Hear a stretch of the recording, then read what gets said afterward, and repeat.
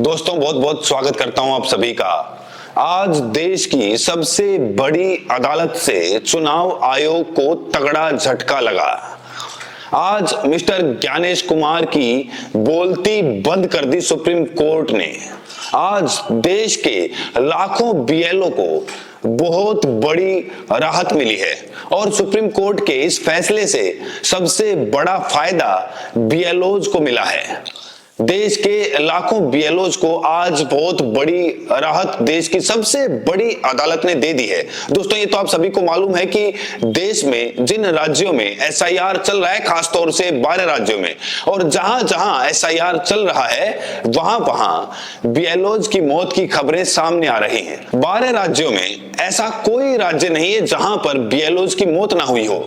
वहीं तमिलनाडु की एक पार्टी जो अभिनेता विजय की है, जिसका नाम टीवीके है, टीवीके ने एक याचिका सुप्रीम कोर्ट में लगाई है बीएलओज की मौत को लेकर।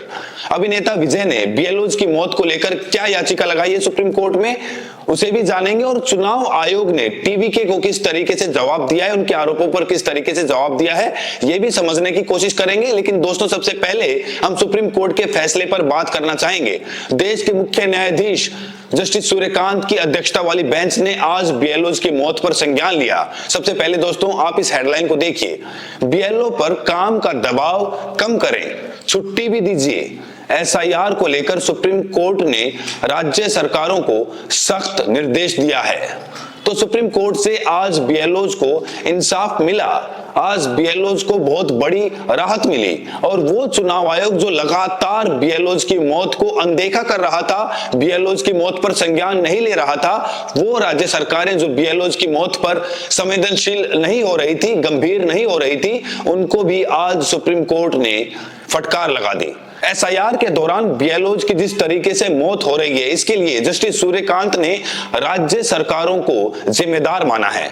अगर बीएलओज पर तनाव है तो उसके लिए सिर्फ और सिर्फ राज्य सरकारें और प्रशासन, चुनाव आयोग जिम्मेदार हैं। बीएलओज का काम आसान हो जाए, उन पर ज्यादा तनाव दबाव ना रहे, इसको लेकर भी कोर्ट ने चुनाव आयोग समेत राज्य सरकारों को स्पष्ट निर्देश देते हुए कह दिया है, जहां 10,000 बीएलओज लगाए गए हैं वहां 30,000 बीएलओज लगाए जाएं।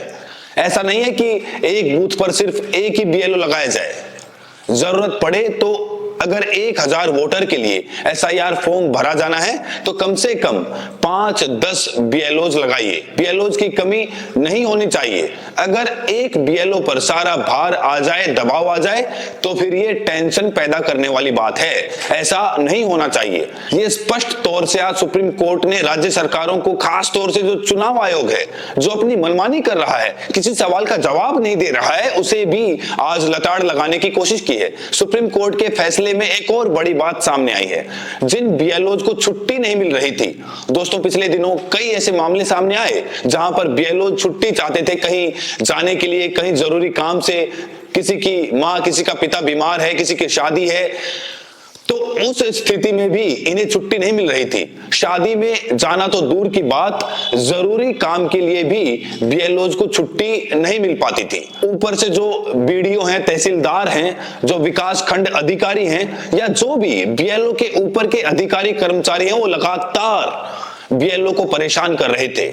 ऐसी स्थिति में सुप्रीम कोर्ट ने सरकारों से ये कह दिया है कि ड्यूटी से छूट का अनुरोध करने वाले बीएलओ को छुट्टी दी जानी चाहिए। उनके स्थान पर किसी अन्य व्यक्ति को नियुक्त किया जाना चाहिए। सुप्रीम कोर्ट ने माना है कि कई बीएलओ गंभीर बीमार होने के कारण ड्यूटी से छुट्टी मांग रहे हैं। सुप्रीम कोर्ट ने यह भी माना कि अगर ऐसे बीएलओ को राहत नहीं प्रदान की जाती है तो वो अदालत का रुख कर सकता है। यहां पर एक और छूट दे दी है सुप्रीम कोर्ट ने तमाम बीएलओज को। जो बीएलओ छुट्टी मांग रहे हैं और उन्हें छुट्टी नहीं मिल रही है तो वो अदालत भी जा सकते हैं। लेकिन कहां जाएंगे? लोअर कोर्ट जाएंगे, हाई कोर्ट जाएंगे? और अगर वो कहीं अदालत चले गए तो उनकी नौकरी बचेगी नहीं बचेगी, इसकी क्या गारंटी है? इसको लेकर सुप्रीम कोर्ट ने दोस्तों कोई भी बात नहीं कही है। सिर्फ इतना कहा है कि अगर ज्यादती हो रही है तो आप कोर्ट जाइए। यानी कोर्ट ने स्पष्ट कर दिया है कि अब बीएलओ किसी के दबाव में नहीं आएंगे। अगर उन्हें छुट्टी मिलने में दिक्कत आ रही है तो कोर्ट जाए, और राज्य सरकारों को स्पष्ट निर्देश दिया है कि जहां 10,000 बीएलओ हैं वहां 30,000 लगाओ, जहां 10 लोग हैं वहां 30 लोग लगाओ, जहां 1 बीएलओ है वहां 3 बीएलओ लगाओ। इस तरह का निर्देश सुप्रीम कोर्ट ने दिया है। बहुत ही अच्छा आदेश सुप्रीम कोर्ट का इसे माना जा रहा है, और यही उम्मीद भी सुप्रीम कोर्ट से दोस्तों की जा रही थी। क्योंकि बीएलओ की जो हालत है दोस्तों, ग्राउंड पर जाकर आप देखिए कितने ज्यादा परेशान हैं। बीएलओज अपनी जान दे रहे हैं, बीमार हो रहे हैं, मानसिक रूप से प्रताड़ित हो रहे हैं। लेकिन अब ये जो फैसला आया कहीं ना कहीं उनके लिए रामबाण साबित होगा। इस फैसले से जाहिर तौर पर बीएलओ को बड़ी राहत मिली होगी। दोस्तों वैसे तो एसआईआर के मुद्दे पर सुप्रीम कोर्ट में कई सारी याचिकाएं लगाई गई हैं। फाइनल फैसला एसआईआर को लेकर 9 दिसंबर को आएगा।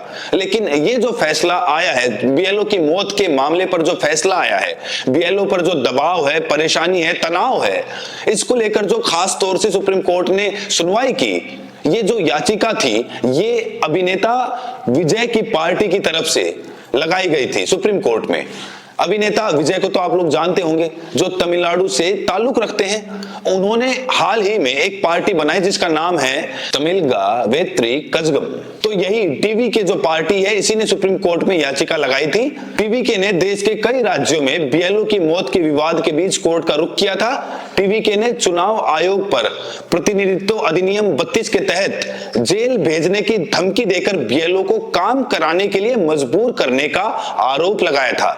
तो यहां टीवीके ने बड़ा मुद्दा उठाया कि लगातार चुनाव आयोग बीएलओ को धमकी दे रहा है, धमका रहा है। आपने देखा भी होगा, चुनाव आयोग, मुख्य चुनाव आयुक्त ज्ञानेश कुमार की जो बेटी है, गौतम बुद्ध नगर की डीएम है, पिछले दिनों ये आई थी कि सैलरी रोक देंगे, एफआईआर दर्ज करा देंगे, जल्दी जल्दी काम पूरा करो। उन्होंने बीएलओज को परेशान किया था, धमकाया था। इस तरह की खबरें सार्वजनिक रूप से सोशल मीडिया पर आप देख सकते हैं। तो यही एक याचिका थी, बड़ी याचिका थी, महत्वपूर्ण याचिका थी। विजय की पार्टी की याचिका पर सुप्रीम कोर्ट ने जो फैसला सुनाया है उसका लोग स्वागत भी कर रहे हैं, सराहना कर रहे हैं। जाहिर तौर पर जो देश के बीएलओज हैं वो खुश नजर आ रहे हैं।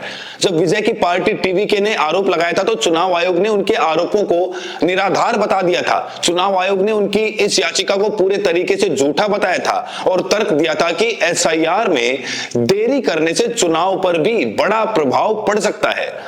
ये तर्क दिया गया था, लेकिन उनका तर्क चला नहीं, तर्क टीवीके का चला है। और ये सुप्रीम कोर्ट का बहुत ऐतिहासिक फैसला माना जा रहा है, क्योंकि बीएलओज की परेशानी कोई सुनने वाला था नहीं। आखिर में बीएलओज ने खुद देश की सबसे बड़ी अदालत का दरवाजा खटखटाया और उन्हें कहीं ना कहीं आंशिक रूप से ही सही इंसाफ मिला है, राहत मिली है। अब दोस्तों एसआईआर के मुद्दे पर जो फाइनल फैसला आएगा वो 9 दिसंबर को आएगा।